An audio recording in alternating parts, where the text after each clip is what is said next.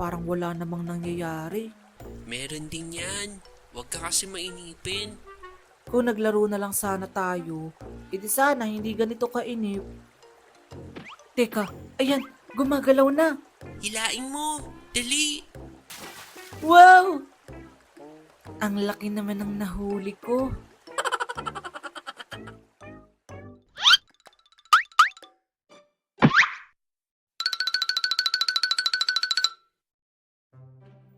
Kalaro.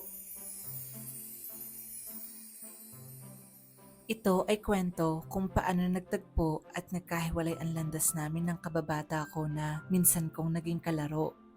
Over naman sa landas. Anyway, noong bagong lipat pa lamang kami ng pamilya ko sa lugar kung saan kami naninirahan ngayon, syempre wala pa akong ganong kakilala noon maliban sa mga pinsan kong nakakalaro ko minsan sa kalye. Kung paano kami nagkakilala ng mga pinsan ko, sasagutin ko na lang sa mga susunod na kwento. Likas na sa tatay ko ang pagkakarpentero, kaya naman sa tuwing may nililipatan kaming bahay, siya lagi yung gumagawa nun katulong yung nanay ko. Nay, ang ganda talaga dito sa atin no? Puro green lang talaga yung makikita mo. Tapos ang lamig pa ng simoy ng hangin. Sinabi mo pa, napakaswerte nga natin kasi nakahanap tayo ng lugar na katulad nito. Kaya nga, Nay. Tapos, kokonti lang din yung kapitbahay natin. Walang chismosa. Loko ka talagang bata ka. Bakit? Totoo naman po Doon kasi sa dati nating bahay, ang daming chismosa. Wala nang ibang ginawa kundi magchismisan. Ay ganun talaga, mga chismosa eh. O siya, sige na. Tuloy na natin to para matapos na agad. Ilang araw din ginawa ni nanay at tatay yung bahay namin. Kaya naman sa mga nagdaang araw na yun, hindi ko maiwasang mabagot. Minsan lang din kasi kami maglaro ng mga pinsan ko noon kasi malayo yung bahay nila sa amin. Nahihiya naman akong pumunta sa bahay nila kasi nga bago pa lang din kami dito kaya hindi pa ako sanay gumala kung saan saan. Sa mga malalapit na lugar lang. Pangit. Ha? Sino yun? Makapangit ka naman. Sino ka ba ha? E di hanapin mo. Hmm? Hmm. Nasaan na yun? Sige lang, magtago ka lang dyan habang buhay. Anong akala mo? Hahanapin kita? Manigas ka dyan. Kayo ba yung bagong tiri dyan sa kabila? Ha? Nakukugulat ka naman. Oo, kami nga. Bakit kayo dito tumira? Ano bang paki mo? Anong pangalan mo? Bakit ko naman sasabihin sa'yo, ha? Eh di wag. Diyan ka na nga. Yan ang una namin pagkikita ni Jay. Napakayabang pa niya nun. Akala mo naman siya yung may-ari ng buong lugar namin.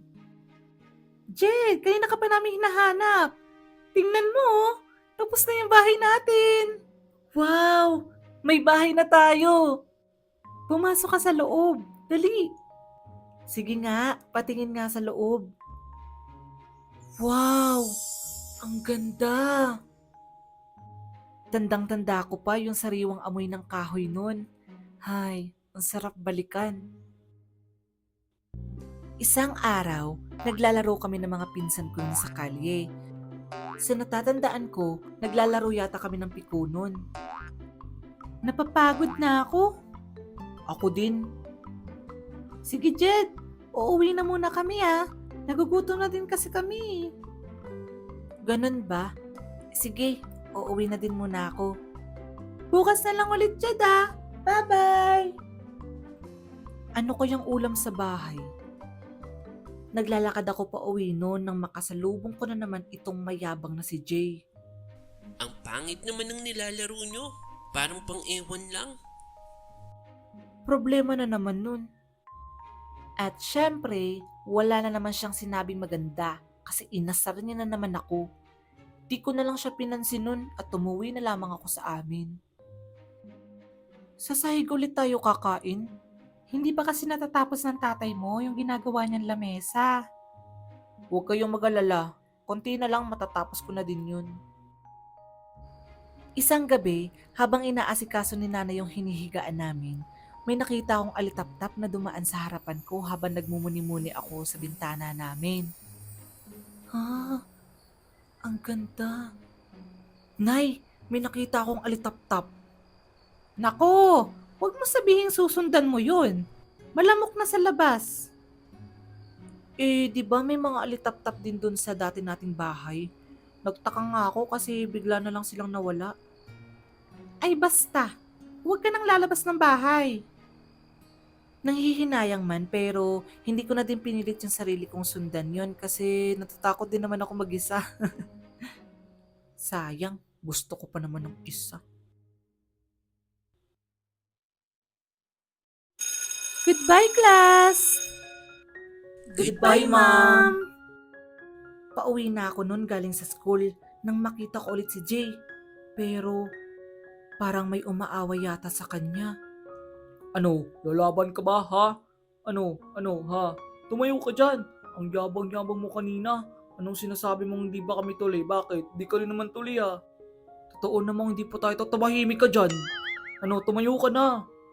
Nilampasan ko na lamang siya kasi isip ko nun, deserve niya naman yun kasi lagi niya din ako pinagtitripan kapag nakikita niya ako. E di naranasan niya ngayon. Buti nga sa kanya, no? Pero nabago ang lahat ng yun isang araw. Galing ako sa tindahan nun dahil bumili ako ng soft drinks. Naglalakad ako nun nang matisod ako. Sarap talaga ng Royal. Ha? Aray ko! Hala yung soft drinks ko! Buti nga. Bakit mo ginawa yun? Wala lang, tip ko lang. Aray ko naman ate, nakakainis ka. Ikaw talaga? Wala ka nang ginawang matino no? Ako nga pala si Ana. Anong pangalan mo? Papatulang ko na sana yung Jay na yun kung hindi lang dumating yung ate niya. Baka kasi pagtulungan nila ako kung nagkataon eh. Pasensya ka na sa kapatid ko Mabait naman talaga yan. Mabait ba yun? Tinisod ako. Natapon tuloy yung iniinom kong Royal. Ganyan lang kasi ugali niya kasi wala siyang kaibigan. Baka naiinggit lang sa'yo kasi palagi kanya nakikita naglalaro kasama yung mga kalaro mo. Ganun ba? Madami pa kaming pinag-usapan nun ni Ana hanggang sa makarating na kami sa bahay nila. Dito pala yung bahay namin kung gusto mo kaming puntahan. Laki pala ng bahay nyo. Hindi naman. Sige Jed, pasok na kami sa loob. Kanina pa kasi talaga hinahanap ni Mama yang si Jay.